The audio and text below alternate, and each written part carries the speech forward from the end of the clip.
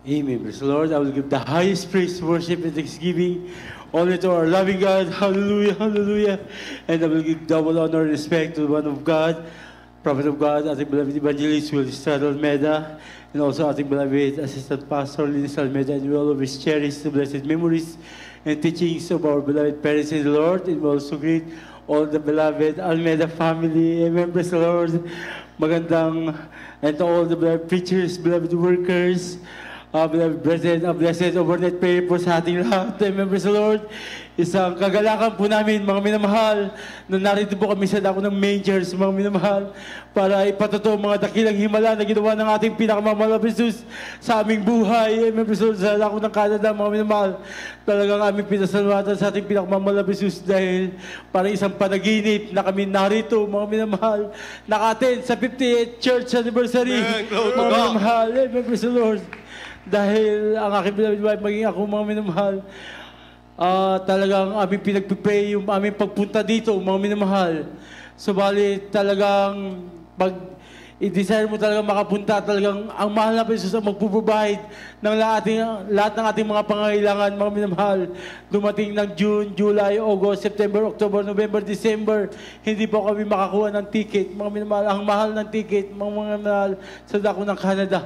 Subalit, nung after Christmas and New Year, marami nagtatanong kung meron na kaming ticket. Sabi namin, by faith, uuwi kami dito sa dako ng Pilipinas para magpasalamat, para maki-attend sa 58th Church Anniversary. Mga minamahal, alam niyo po, ang himala natin pinakamamahal na Jesus, second week ng January, nung nakarang second week lang, mga minamahal ng January, mga minamahal, doon, pinubahid ng ating pinakamamahal na Jesus sa aming plane ticket, mga minamahal. Ang himala ng ating pinakamamahal na Jesus, yung nag-provide na aming pamasahe papuntang Canada, mga minamahal, yun din ang nahihipo na mag-provide ng aming pamasahe papunta po dito sa dako ng Pilipinas, mga minamahal. Amen. Praise the Lord. Kaibuti ng ating pinakamamahal, all is provided, mga minamahal, maging sa krusadang yan, mga minamahal, pinubahid ng ating lahat ng aming mga pangangailangan, mga minamahal. Amen. Praise the Lord. This coming Monday, loobin po, mga minamahal, kami makabalik na rin po sa dako ng Canada, mga minamahal. Talagang aming pasalamatan. Maraming himala ang ginawa ng ating pinakamamahal na Jesus sa dako doon sa dako ng Canada, mga minamahal. One of the greatest miracle na ginawa ng ating pinakamamahal na Jesus sa aming buhay, mga minamahal, yung kami papunta sa dako ng Saskatchewan. Ito'y krusada, mga minamahal. Sa dako ng Grand Prairie, kami nag-overnight prayer Thursday.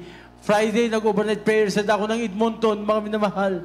At nais naming dumalo sa Saskatchewan sa anniversary, mga minamahal, na mag-first batch, mga minamahal. Dala namin ng maraming instrumento, punong-puno. Yung church band ng instrumento, subwoofer, mga speaker, mga minamahal. Hindi na malayan ng iyong panglingkod, mga minamahal, sa aking pagpapatakbo ng madaling araw, mga minamahal. At aking kinos-control to ng 110, mga minamahal. Naka-cost-control po ako ng 110, mga minamahal. Alam niyo po, mga minamahal, hindi ko na malayan na ako'y nakatulog, mga minamahal. Sa aking pagtulog, mga minamahal, namalayan ko na lang, mga minamahal. Talagang biglang nagising kami na parang matutumba yung aming sasakyan. Hindi ko na malayan na nabunggo ko na pala po yung poste ng ilaw sa may highway, mga minamahal. Talagang sa bilis ng takbo ng aming sasakyan na 110, mga minamahal, kung makikita nyo po, talagang nabunot po yung ilaw, mga minamahal. Pumutok yung 4 na gulong, mga minamahal, ganong kalakas ang impact, mga minamahal. Kami nahulog, na-ditch po kami, at inakyat kami ng mahal na Jesus sa isang kanto, mga minamahal. At nilagay kami doon ng payapa, mga minamahal. Hallelujah! Kung makikita nyo po yung sasakyan, mga minamahal, umuusok po yan, mga minamahal. Hallelujah! Salamat sa mga Jesus, hindi sumabog po, mga minamahal. Amen, praise the Lord. Putok yung 4 na gulong, mga minamahal. Ating beloved nanay, mga minamahal, one adult choir, nasa tabi ko po, mga minamahal. Adult choir member po, nasa tabi ko, mga minamahal, natutulog. Hawak niya yung Bible, ito yakap-yakap niya. Subalit wala pong nangyari sa amin, mga minamahal. Pumutok ang airbag, mga minamahal. Talagang sabi ng mga pulis sa akin, yung 2 highway patrol na pulis, sabi how it can be na ganyang grabe, nabunot yung yung poste ng ilaw na natapon, mga minamahal. Subalit, walang namatay po sa amin, mga minamahal. Ang aking beloved wife, beloved son, nandun po sa second row, mga minamahal. Hindi po sila dinaganan ng mga speaker, mga minamahal. Hindi po tumaob, hindi po bumaliktad, mga minamahal. Kaya yun ang aming pasasalamat sa ating pinakamamahal na Jesus. Nagkaroon ako ng konting scratch, mga minamahal, sa aking daliri. Tumama sa center meron, mga minamahal. Nung nandun yung 3 ambulansya, sabi nila, nung ipagamot ko, sabi nila, just wipe it. Sabi nila, mga minamahal, that is good. At kinek up po kami, mga minamahal. Wala kaming fracture, mga minamahal. Amen, praise the Lord. Hallelujah. Maghimala ang ating pinakamamahal na Jesus. Hallelujah. Hallelujah. At nung natapos po yung mga minamahal, after 5 days, may pinubahid ang ating pinakamamahal na Jesus na sasakyan ulit, mga minamahal, namin magamit, mga minamahal, sa dako ng Canada, mga minamahal. And after 4 months, mga minamahal, humiling po kami na magkaroon po kami bagong sasakyan. Totoo. Sabi ng one of beloved children, kung humiling ka, yun the best. Dahil ang ating Diyos ay buhay. Amen. Sa ministeryo Praise the ito. Lord. Magtapat tayo sa ating pinakamamahal. At totoo, pagpapalain tayo, alam niyo mga minamahal, bilang kayo paglingkod, mga minamahal, bilang clergy, mga minamahal, hindi ko kayang kumuha ng sasakyan, mga minamahal. Amen, praise the Lord. Subalit, pag ating desire, alam niyo po mga minamahal, paalam kami sa beloved children, one of the beloved children na kumuha ng sasakyan, mga minamahal, alam niyo po, sige, sabi niya, ipag-pray natin yan. Sabi niya, pag makakuha, alam niyo po, binigay ng ating pinakamamahal, the best, mga sasakyan, mga minamahal. Amen, praise the Lord. Only driver license ang binigay ko sa akin, beloved wife. Siya ang kumuha, pero pangalan ko, mga minamahal, walang trade-in, walang down payment, wala lahat. Kaya sabi nila, paano ka nakakuha ng sasakyan? Amen, praise the Lord. One of the dealers sinabi, paano ka nakakuha? Sabi ko, do you have a friend? Sabi ko, wala. Ang only friend ko, ang ating pinakamamahal na Jesus. Amen, amen. Hallelujah. Totoo pagbibigay mga minamahal. Amen, praise the Lord. Almost 9 years din kami dito sa dako ng Pilipinas. 2010, wala po kaming anak. Almost 9 years. Dito wala po. Subalit pumunta kami sa dako ng Canada. Himala ng ating pinakamamahal na Jesus. Binigyan po kami ng anak. After 9 years, kami naglilingkod sa ating pinakamamahal na Jesus. And the miracles happened. Talagang mga minamahal.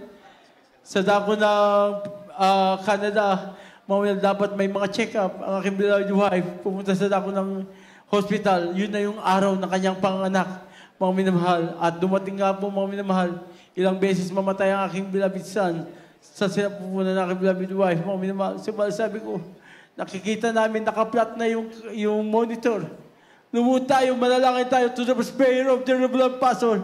After magpuri, ilias namin, bumabalik yung buhay ng aking beloved son. How many times? Praise the Lord. Hallelujah. Talagang totoo ang ating pinakamamahal. Bakit? Mismo mga chaplain, dumating na, mga minamahal. Pinapaperma nila ako na sila ang kukuha sa bangkay ng aking beloved son, beloved wife.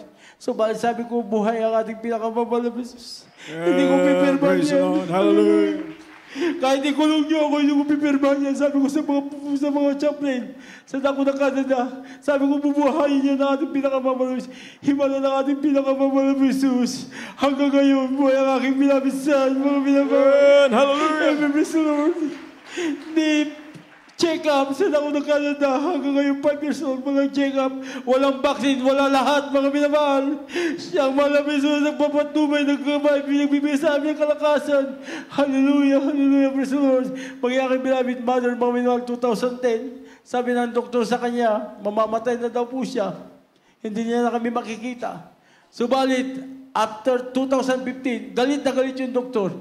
Dahil nagtataka sila sa kanilang karunungan. Bakit until that time, 2015, ang aking beloved mother ay buhay pa? How it can be that you're still alive? You must already die 2010. Galit na galit, mga minamahal. Sabi ng aking beloved mother, dapat maging masaya ka dahil buhay pa ako. Hindi nila alam, mga minamahal. 2010, mga minamahal, pinali sa picture ng aking beloved mother sa ating ginagalang malapas. Totoo, panalangin yun. Ang tama ng God. Hallelujah. Alam niyo, mga minamahal, 12 years bigay ng binigay na ating pinakapapalabis sa aking beloved Father, mo minamahal, praise the Lord. Magyari beloved Father, that time, hindi kami nag-ano sa check-up, everything. Bago mamatay aking beloved Father, mga minamahal. Yan ay panahon ng pandemic, mga minamahal. Talagang kinuha siya ng ating pinakapapalabis pagkatapos ng gawain. Talagang tumigas na po siya, mga minamahal. Isang oras na doon sa washroom, mga minamahal. Matigas na po. So, balit, sabi ng ating Honorable Pastor, manampalataya, magsisi, sumigaw ng 3 beses ng hallelujah, praise the Lord, panalangin. Mga minamahal, ang ginawa namin, kasama namin isang baguhan na taga-Mexicano, mga minamahal. Kami nagsisi, nanalangin, matigas na kami, Father. Hallelujah, mga minamahal. After my liaso na prosper, mga pastor, hallelujah. Siya'y binuhay ng ating pinakamamalamis. Amen. Praise the Lord. Hallelujah. Hallelujah. Maraming naman ang ating pinakamamalamis. Hallelujah. Sa akin, sabi pag 1 week before makauwi kami dito, sa akin pagtatrabaho, may 2 malaking aso. Sa ako na Canada, may mga malaking aso. Talaga pag sila meron silang threaten sa mga hayop na malalaki, talagang kinakain nila yun, winawaray-waray nila mga Alam niyo mga minamahal, ang mga likod, 2 beses kinagat ako ng itim na aso dito sa aking pants. So, pagsigaw ko ng hallelujah, praise the Lord, hindi mapunit-punit ang aking pantalon, mga minamahal, praise the Lord. Ganun din po sa kabila, mga minamahal, hindi rin mapunit-punit, mga minamahal. Kaya, grabe pag-iingat ng ating pinakamamalamis doon, mga minamahal. Matutulas ang mga kalsada, how many times umiikot ang aming sasakyan, mga minamahal. Pero pagsigaw namin ng hallelujah, praise the Lord, hindi nauulog, mga minamahal. Nandiyan ang pag-iingat, mga bahay, ng ating pinakamamalamis. At itong huli, mga minamahal, yung binigay ng ating pinakamamalamis sa bawang sasakyan, talagang nahulog to, mga minamahal, sa isang kanal dahil hindi po sila naglagay ng pool. Mga minamahal, hindi ko alam na kanal po pala yun. Nung aking iatras dahil nahulog, mga minamahal, yung isang gulong, hindi na talaga maka-atras, mga minamahal. Sabi nung nakakita na may-ari dun sa aking pinuntahan, sabi niya, you must get expert towing company. Kasi yung sasakyan mo, ibang klase. Sabi niya, hindi pwedeng hihook sa ilalim ng sasakyan mo dahil lahat po yun sarado, mga minamahal. Talagang, sabi ko, wala bisus na nakukuha ng pambayad ko. Malaki ang bayad doon sa mga towing company, lalo pag special na towing company ang kukunin mo muna. So, sabi ko doon sa isang kausap ko, can you just itulak? Sabi ko gano'n. Sabi niya, that's impossible. I cannot carry your car. Sabi, just try it. Sabi ko, I will count 1, 2, 3. So, bali nung aking pag-count, nung nandun siya, mga minamahal, sumigaw ako na 3 beses ng hallelujah, praise the Lord, mga minamahal. Himala natin pinakamamalamis. Nung ilabas namin, mga minamahal, ito'y umahon doon sa may kanal, mga minamahal, na punong-puno ng ice, mga minamahal. Kaya makikita niyo po dyan, talagang hindi makalabas yan, pero himala ng malamis. Sabi ng Canadian, paano nangyari yun? How can it be na nailabas yun? Sabi ko, that is the miracle came from our loving God. That's right. Praise the Lord. Paano tayo mga minamahal? Amen, praise the Lord. Dahil sa lugar na yun, maraming hindi naniwala sa ating pinakamalapis Diyos. So, bakit kayo tayo pinagpala? Sa man tayo mapadako. Nandito ang pag-iingat, paggabay ng ating pinakamalapis Diyos. Over dear beloved pastor, marami pang akong sumalit. Lahat ng kapurihan pasalamat. Tanging sa ating pinakamalapis Diyos. Mula mang Amen, praise the Lord. Purihin ba ating pinakama? Amen. Praise the Lord. God bless po sa ating beloved webcast.